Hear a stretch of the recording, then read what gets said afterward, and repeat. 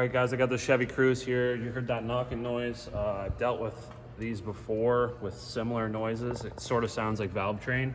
And what we're gonna check here is the spark plugs. I've had 2 of them now where the spark plugs will come loose. So all you do is just yank this plastic cover off. There's no clips or anything. It's just on there with tension. And then you can see that purple lock right there, that secondary lock. You just pull it out away from the connector to unlock it and then push down on this tab. And then we're gonna go ahead and grab some Torx. Get rid of those Torx bolts. I think they're T30 if I'm not mistaken. They're T30. We're gonna pull those out.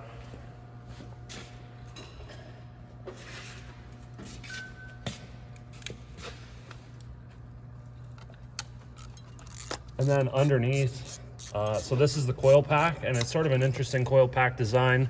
They run all 4 plug boots on one solid pack.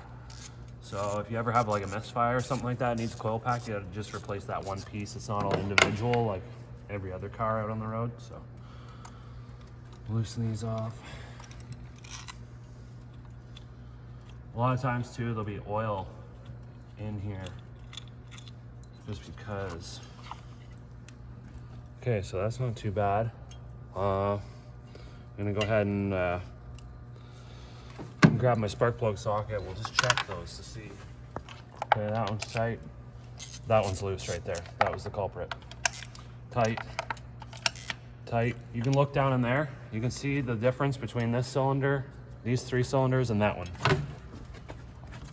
The dirt? Yeah. And that, I'm gonna blow all that crap out of there, clean this all up, and I'm actually gonna pull that spark plug out and just look at it, make sure the threads are okay, and then I'll just tighten it back down, clean it up and tighten it down. Nothing wrong with the plug, unless the threads are screwed, but a lot of people will say, oh, you should change them.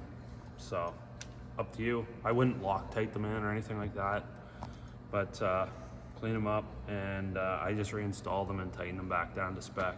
So, all right, guys, the torque spec for your spark plugs on this car is 18 foot-pounds. Up to you whether you tighten them more or not. You can see there's a bit of a crack in that epoxy or silicone or whatever you want to call it. So these also, I've seen them get corroded and all gross, so it wouldn't be a bad idea just to put a little bit of dielectric grease in those when you go to reinstall it if you live in a rusty area. So if you like this video, give it a thumbs up. Got any questions, throw them down in the comments below. And as always, we'll see you on the next one.